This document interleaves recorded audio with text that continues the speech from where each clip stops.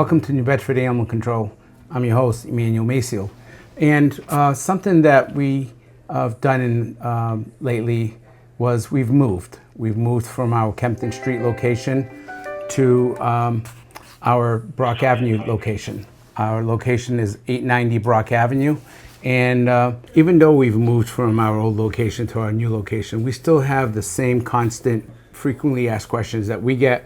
And also, we have a website that you can reach out to and get some information, get some resources, especially on the situation where if you lost your pet, what do you do when you lost your pet? How to post some signs in the neighborhood, what not to put out there. You know, what's a cat's name, for instance? You don't want to let people know that, because then they have your cat and they're calling it by its name, and your cat's going to respond to that, or your dog.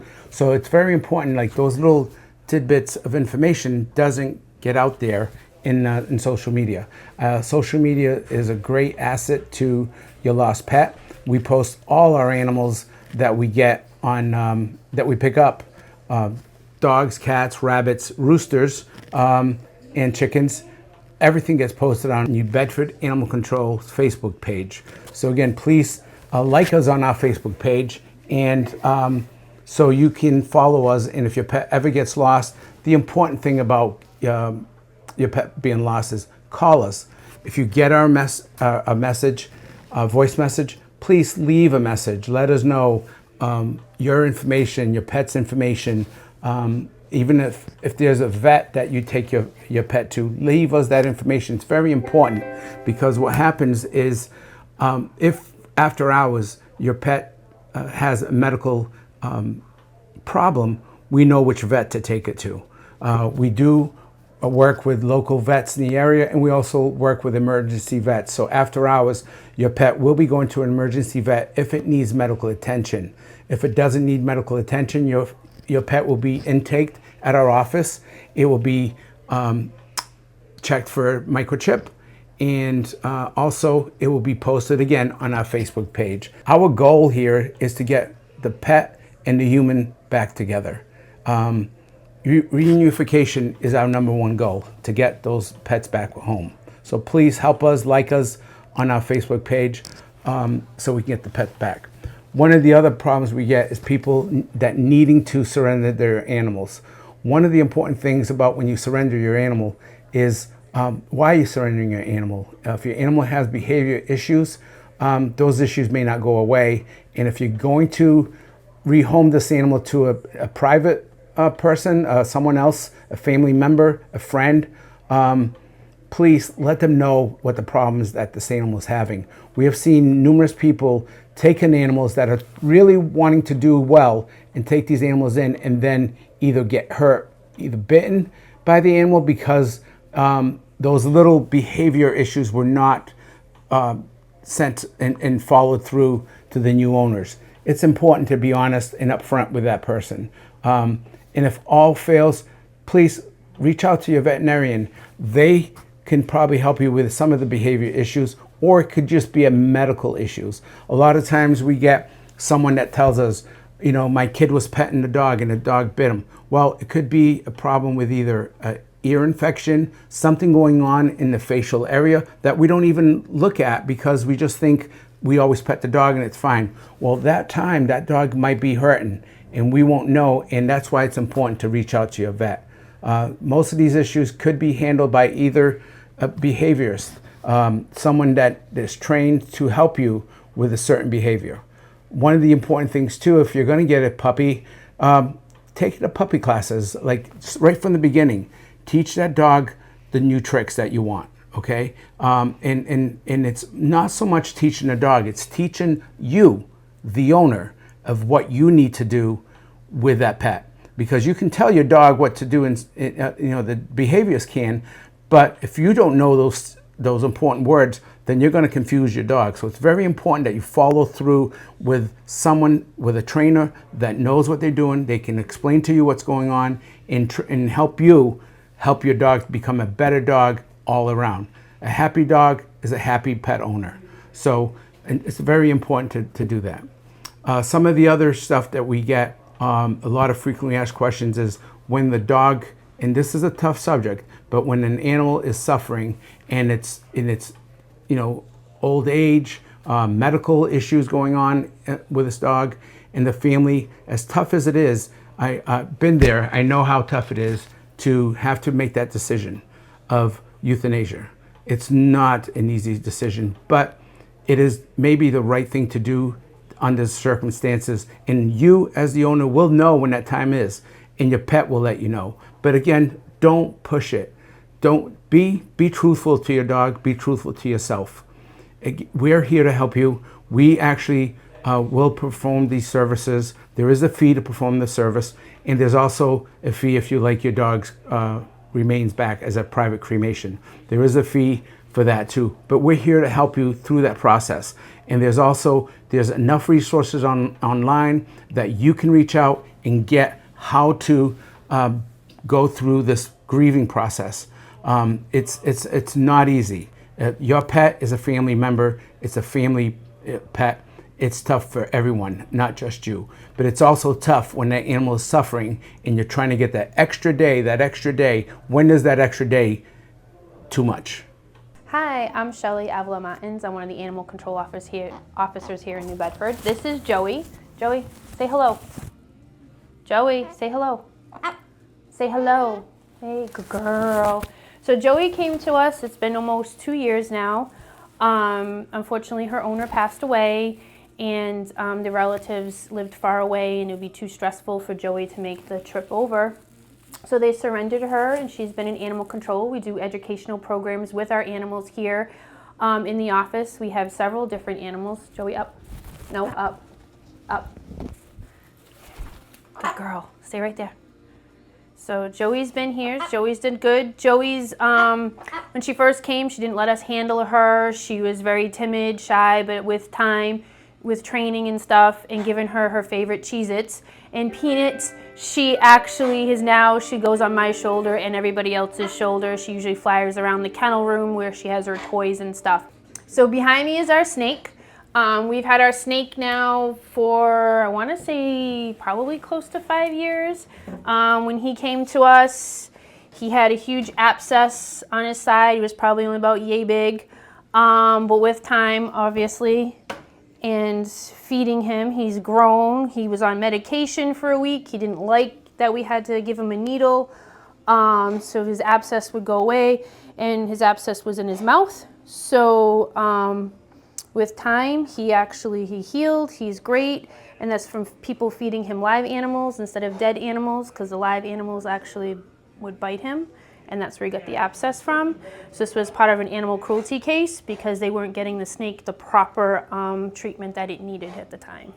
The reason why he pulled like that is just so that way to make sure that the snake actually got the mouse really well.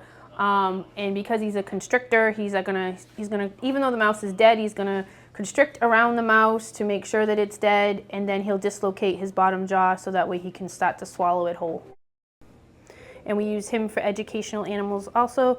We take him to some schools and do programs for career day and stuff, and the kids get to play with him and touch him and stuff like that. So he does really good. So over here we have our bearded dragon. This is Falcor. Falcor was actually abandoned in an apartment. Someone left her behind. So please, if you do move, remember to take your animals with you.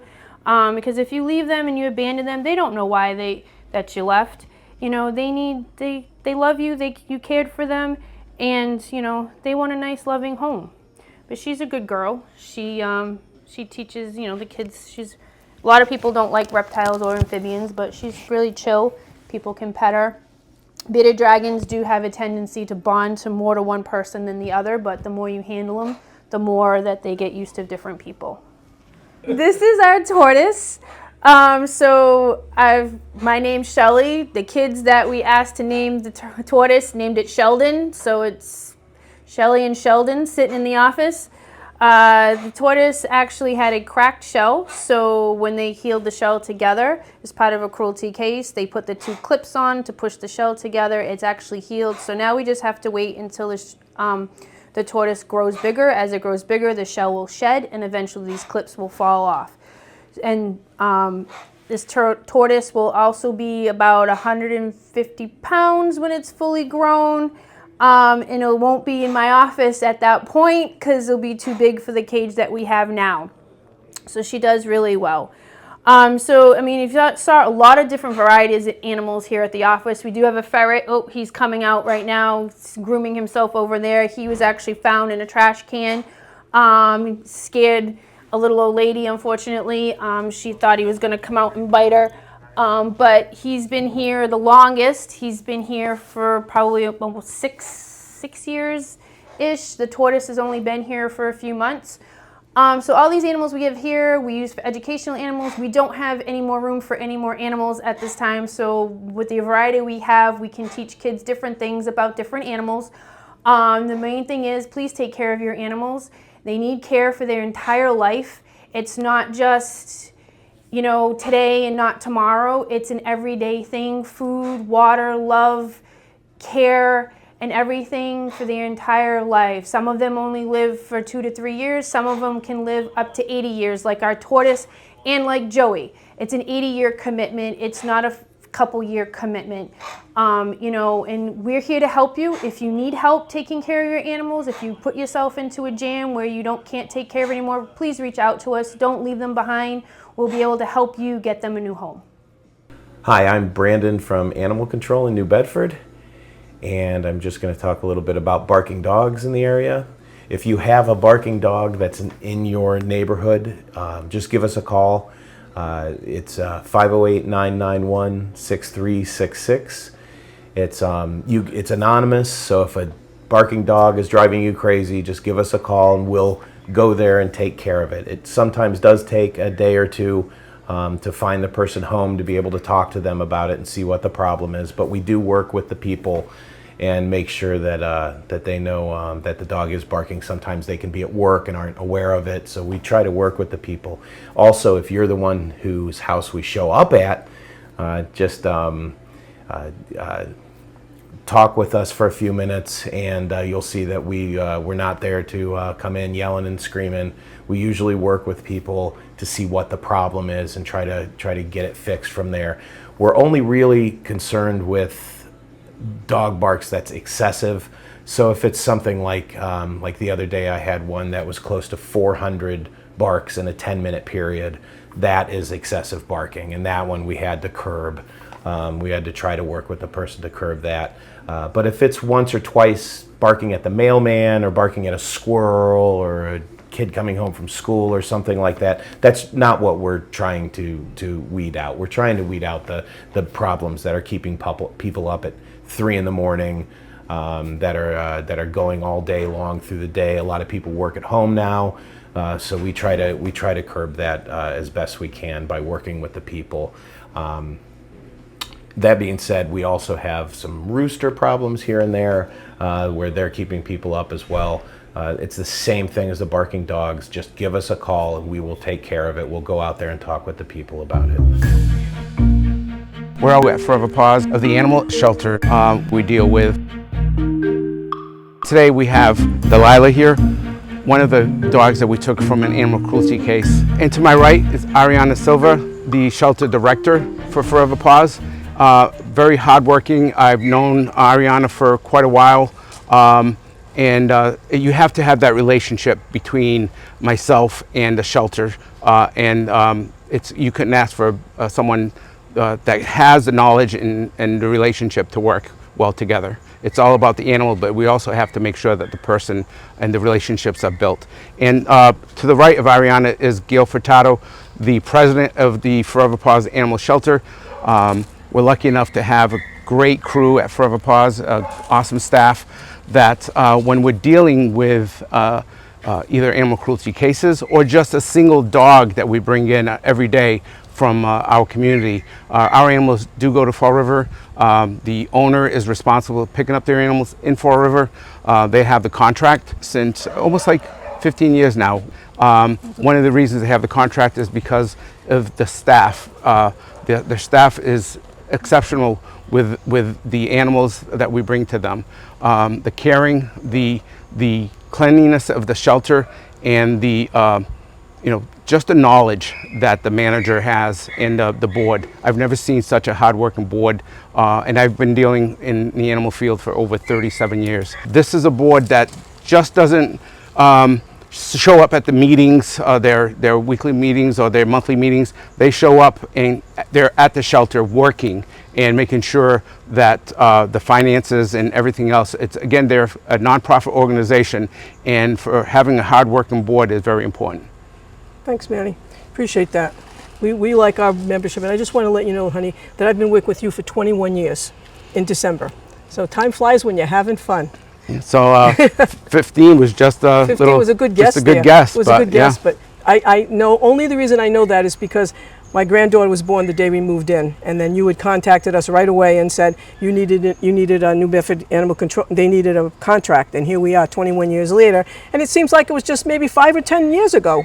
Yep. But we're happy to be here, and again, appreciate all the accolades you just gave for us and the staff, because my staff is really an awesome staff. When we got Ariana, we got the best. I mean, we're very fortunate, and like I said previously, you're part of our team. Without you, with you and Shelley and Brandon, we couldn't make this work, and we make it work because we work as a great team together, and I thank you all for that very, very much.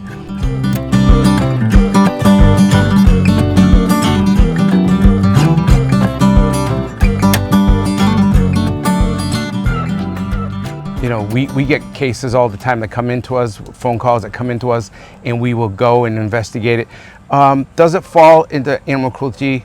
It does at certain times, but it's about the person's knowledge of what they're doing. We all come from, I'm Portuguese myself, so what my dad used to do with when we had chickens, it's different now. So it's we look at what is that person's nationality and try to bring him into what we do here in the United States is not the same thing that you can do back in the old country. So it's always up education. 99% of our job, and along with the shelters, is education. We're always telling somebody what you need to do and how to do it and how better ways to do it. So at first we might go into a call that there may be potentially animal cruelty, but if the person's willing to change for the better of the animal and to bring things up to par, then we'll work with that person, because it's not about taking an animal out of the house. No one's going to gain anything. The animal's not going to gain by that animal being taken from a house. But by working with that person, the person gains from it, and the animal gains from it. We want to talk to you a little bit about the animals that were taken from New Bedford, 21 dogs exactly. Correct. And how are we right now? We're doing well with that. Out of the 21 dogs, 4 of those dogs went to Fairhaven Animal Shelter. They helped us, obviously, in housing that many dogs. It can be an issue, so they did partner with us to take 4 of those dogs. The remainder were here and up for adoption. As of right now, we have 1, 2, 3, 4. About 8 of them have already been adopted or are pending adoption at this time. All of the bullies have been adopted, and 3 cane corsos. Hopefully by the end of today, 2 additional cane corsos will be adopted, and that will leave us with a much smaller number there. Yeah, and we the affiliation. Right, and we just want people to know that people were concerned and questioning why the animals came to Forever Paws, and Forever Paws has been in existence for over 28 years. But we've been in this current building for 21, and we started only with the New Bedford contract. So we have had the New Bedford contract very happily for over 21 years. We work with, your animal control, Manny Maceo, as well as Shelley and Brandon. They're like part of our team. So people were concerned about that and asking why the animals from New Bedford came here. And there was a big, concern about it because it was obviously on all the public news and everything. So we wanted the public to know that the reason why the animals come here is because we've had your contract from New Bedford for 21 years. So once our investigation leaves the property, it doesn't end there. It keeps going with the shelter director and the shelter staff, gathering that information for the case. So Ari, why don't you tell us a little bit about what goes on after we just drop off the animal? So once the animals get dropped off to us, we have to take pictures of them, we get their weights, we have to vaccinate them, treat them for worms, treat them for fleas, so that way they're protected, and also it helps protect the other animals that are already in our shelter. A case of that magnitude, we had to make arrangements for a vet to come in because obviously we can't transport 20 dogs to one vet, for an appointment. So we had a local vet come in. It was Dr. Berto from Village Veterinary Hospital, who saw all of the animals, diagnosed them all with things like skin infections, ear infections, heart murmurs, soft palate issues, NARS issues, which is basically breathing problems with a lot of the bullies. So that was a whole other endeavor. And then once that is done, then you have to take pictures of them, evaluate them. We wanted to give them the amount of time to kind of settle down, but we also wanted to be able to take them out and learn things about their personality to determine who is going to be fit for what homes. And then once that was all set, then we have to make the arrangements for all of their continued vet care, which is your spay or neuters, which is some of them needed eye surgery. One of them has what's called a screw tail, which is going to be like a $6,000 surgery. Another one needs multiple surgeries having to do with breathing plus 2 torn cruciate. So it's an ongoing battle of diagnosing illnesses and ailments, hoping that they respond to treatment, and then allocating time and finding veterinarians who are committed to do the work for us. And we were lucky enough to deal with Chase Farm Veterinary Hospital, Anchor Animal Hospital, and Village Vet, who all stepped up to help us. So in all that's all part of the case. So that actually is part of the evidence that we gathered, not just at the house, also here. So again, that goes to show you the kind of work we do with the shelter and why we have a good relationship with Forever Paws. Talking about relationships, we're going to take a tour with some of our friends from one South Coast chamber.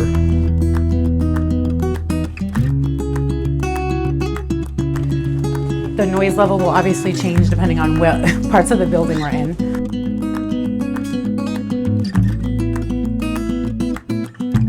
So we're going to just take a quick tour of all the animals that are available for adoption. We have a small adoption room here. This is where we do meet and greets with families and one-on-ones with dogs. And then, the staff works with the dogs in there as well. This is our adoptable kennel on this side here.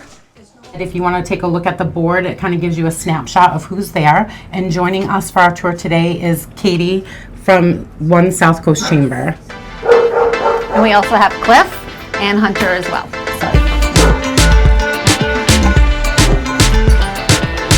Hi, kids.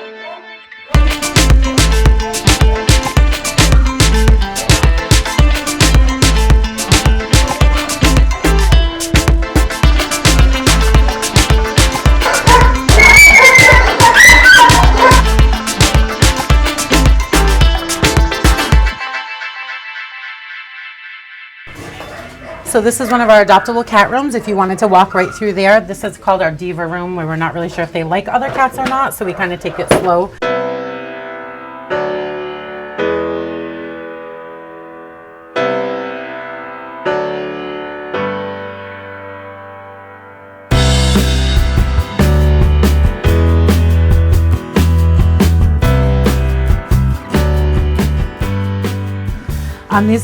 There's kittens in here. They're a little crazy. If you want to come in, you're more than welcome. Hi, guys. Hi, Bubba. We just got to close it quick because they will run. So whoever's coming in needs to come in. Hi, Bubba. It's okay. These guys are about 15 weeks old and are all up for adoption right now. Yeah, they're like at our teenager age, we call them. So they're very funny. They pounce and climb and they're very entertaining. So these guys are all up for adoption.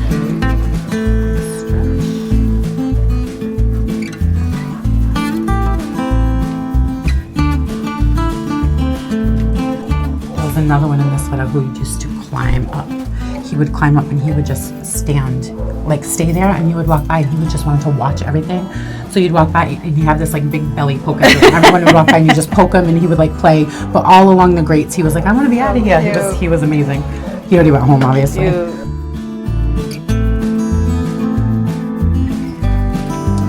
So this is Crystal. She owns Grooming by Crystal, and she grooms here on Wednesdays and Sundays, and she donates a portion to Forever Paws, and she also grooms all of our dogs at no charge. It's amazing. Yeah, she's great. So she grooms outside dogs and the dogs in the shelter. Yes, correct. So you can find her on Facebook at Grooming by Crystal, and you can book with her, and you have a very experienced groomer. She's been doing it for over 20 years, and you're also giving back to the shelter at the same time, which is pretty amazing. Yeah. She was really matted, so I wanted her to clean her up. Is she a Lhasa or it's terrier?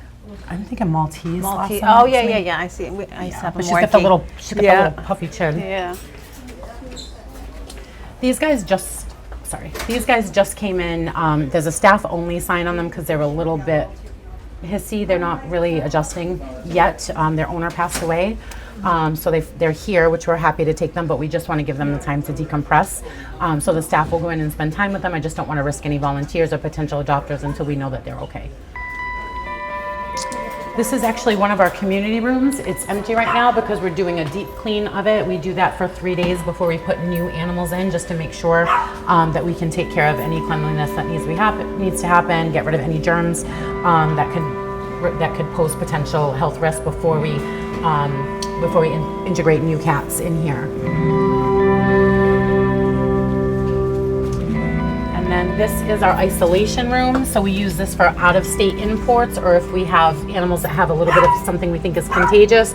There's a group of cats in here right now. They have a very slight upper respiratory infection, so we're keeping them separate from the regular population. They have been seen by a vet, and they'll be cleared for adoption within a few days. We have our medical room here. You can just kind of pop in real quick. This is where the vet comes in and does visits. This is Dolores, one of our fosters. Just getting her weight. Just getting her weight. And this is our medical room. The vets come in once a week to see our animals. This is where we administer vaccines, do testing, heartworm test, combo test with the cats, treat them for anything that needs to be done. Oops. You can fall down. I'm coming through here. Are there any animals that you do not take in? Lizards, anything like that? We take lizards. You take everything? Yeah, we take everything. It's not something that it's not typical for us to house. We do have contacts that we can reach out to, like different people that work on farms or different shelters that have the kind of needs that they need. So we work really well with other shelters to make sure everybody's needs are met. Great. All right. Great. And that's pretty much the inside. We have a small food storage room here, but we have a large container outside that holds things as well. And then out in the front of the building, we have the outdoor play yards, and we have an agility course out there as well.